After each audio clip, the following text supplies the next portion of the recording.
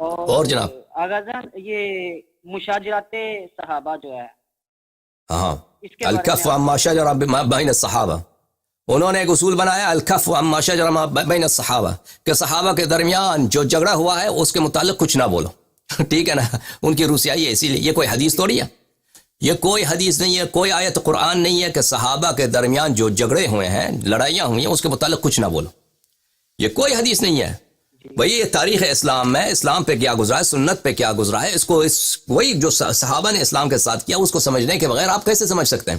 تو انہوں نے یہ اصول بنایا ہے کہ صحابہ کے درمیان جو کچھ ہوا ہے، جھگڑا ہوا ہے، نزاع ہوا ہے، اس کے متعلق نہ بولو، نہ لکھو، نہ سوال کرو، کوئی سی وجہ کیا ہے؟ اس کی وجہ یہ ہے کہ ان کے پاس جواب نہیں ہے۔ یعنی اگر ہم سوال کریں کہ صحابہ کے پاس یہ جھگڑا ہوا تھا تو اس جھگڑے میں ایک طرف حق ہے ایک طرف باطل ہے، جو طرف باطل ہے وہ تو کافر ہے، وہ ایک طرف تو جو طرف باطل ہے وہ تو کافر ہے۔ کیوں؟ کیونکہ رسول اللہ صلی اللہ علیہ وسلم نے فرمایا انا حرب لمن حاربکم وسلم لمن سالبکم، جو امیر المؤمنین علیہ السلام کے خلاف لڑے وہ رسول صلی اللہ علیہ وسلم کے خلاف جنگ میں ہے، جو رسول صلی اللہ علیہ وسلم کو گالی دے وہ کافر ہے، جو رسول صلی اللہ علیہ وسلم کے تلوار کے خلاف تلوار نکالے اس کے کفر میں شک ہے۔ جن لوگوں نے امیر المؤمنین علیہ السلام کے خلاف تلوار نکالا ہے انہوں نے در حقیقت رسول اللہ صلی اللہ علیہ وسلم کے خلاف تلوار نکالا، تو اس لیے کہ یہاں پہ کفر بہت واضح ہے، اور جن حضرات کا کفر واضح ہو جاتا ہے وہ ان سے ان کے مذہب بطلان ثابت ہوتا ہے، اس لیے ان کے پاس کوئی چارہ ہی نہیں ہے۔ یہ جھوٹی اصول لے کے آ گئے کہ الکف عما شجر بین الصحابہ، صحابہ کے درمیان جو مشاجرہ ہوا ہے اس کے متعلق ہم گفتگو نہیں کریں گے۔ بھائی کس دلیل پہ گفتگو نہیں کریں گے؟ کیوں گفتگو نہیں کریں گے؟ کوئی حدیث ہے دکھاؤ، کوئی حدیث کچھ بھی نہیں ہے، کوئی آیت قرآن نہیں ہے۔ وہی تاریخ اسلام ہے، حقیقت اسلام ہے، اس کو ہمیں جان لیں کہ اسلام پہ کیا گزرا ہے۔ کہتے ہیں ہم اس کے متعلق گفتگو نہیں کریں گے۔ گفتگو کیوں نہیں کریں گے؟ کیونکہ ان صحابہ کی قبائح واضح ہوں گے، ان قبائح سے ان کے مذہب کا بطلان لازم آئے گا، اس لیے اس جھوٹے قاعدے کا انہوں نے تاسیس کیا ہے۔ ٹھیک ہے نا بھائی عزیزو، یہ کتاب سنن ہے ابن ماجہ، ابن ماجہ صاحب کی سنن، ٹھیک ہے۔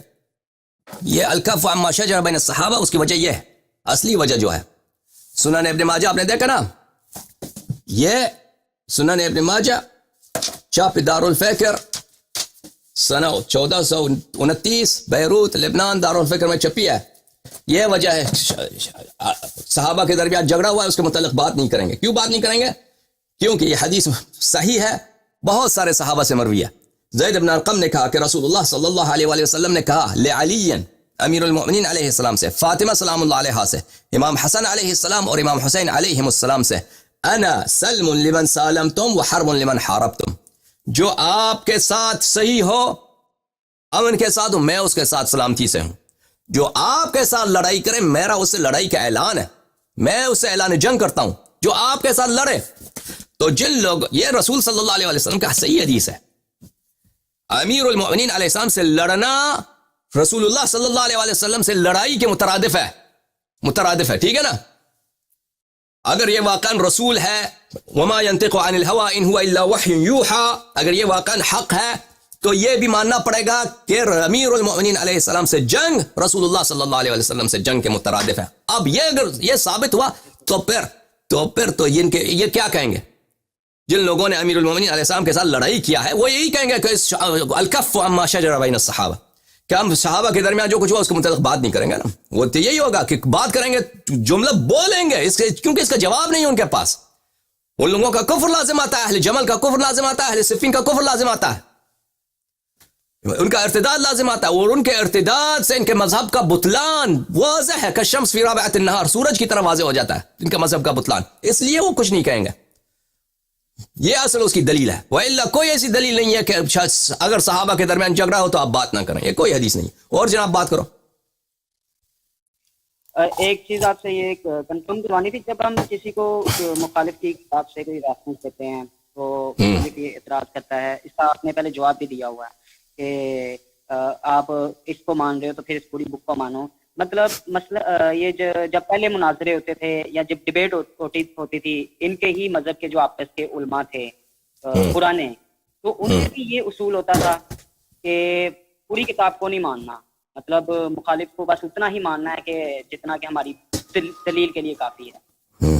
اور یہ اسی طرح سے کیا یہ کفار کے درمیان میں بھی یہ اصول ہے کہ مخالف کو جب بھی دینا ہے اس کی کتاب میں سے دینا ہے جواب، اور پلس اس کی پوری کتاب ماننا، یہ کوئی حجت یا دلیل نہیں۔ تو بات تو واضح ہے نا، کیونکہ یہ بھائی عوام فریبی کرتا ہے نا، عوام کو دھوکہ دینے کے لیے، کیونکہ ان کے پاس جواب نہیں ہوتا تو کہتا ہے ہماری پوری سب کتابوں کو مان لو۔ یہ کیا طریقہ کار ہوا؟ تم خود اپنی پوری کتابوں کو نہیں مانتے، تمہارے اپنے علماء مثلا کوئی شخص البانی ہے مثلا، وہ نسائی کے کچھ احادیث کو صحیح مانتا ہے، کچھ کو صحیح نہیں مانتا۔ اب یہ تو کوئی البانی سے کوئی نہیں کہہ سکتا کہ تو نے نسائی کے مثلا 500 حدیث کو قبول کیا تو بقیہ کو بھی تجھے قبول کرنا پڑے گا۔ یہ بالکل ایک احمقانہ بات ہے۔ آپ کوئی بھی کتاب اٹھائیں دنیا میں قرآن کے علاوہ، کسی شخص نے کتاب لکھا ہے نا، اگر وہ معصوم نہیں ہے، کسی شخص نے کتاب لکھا ہے تو اگر اس کا ایک جملہ صحیح ہے، لازمی نہیں کہ دوسرا جملہ بھی صحیح ہو۔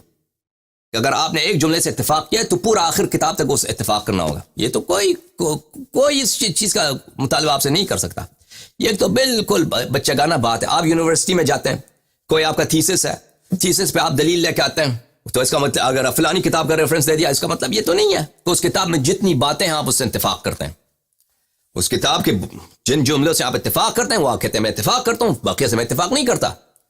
یہ کوئی عقلی دلیل، شرعی دلیل یا کوئی دنیاوی دلیل اس بات پہ نہیں ہے کہ اگر آپ نے اس کتاب کے مثلا کوئی شعر ہے، شعر کا کتاب ہے، کوئی خبر کی کتاب ہے، تاریخ کی کتاب ہے، اگر اس کے ایک چیپٹر سے اتفاق کیا تو لازمی ہے کہ سب وہ پورا آپ کے نزدیک صحیح ہے۔ یہ ایک بکواس بات ہے بھائی، صحیح ہے نا؟ جزاک اللہ یا علی مدد۔ یہ لوگ ہمیں ہنساتے ہیں، میں معذرت چاہتا ہوں شیعوں سے کہ بھائی جماعت عمریہ ہمیں ہنساتے ہیں، ماہ محرم میں ہم نہیں ہنسنا چاہتے، لیکن ان کا جو کامیڈی ہے نا، پورا مذہبی کامیڈی ہے۔ ان کی جو کامیڈی ہے اس کا بے انتہا ہے، یہ جب بھی استدلال کریں وہ کامیڈی بن جاتی ہے۔ تو ہنسی تو ہمیں آتی ہے بار بار، معذرت کرتے ہیں بھائی، کیا کریں۔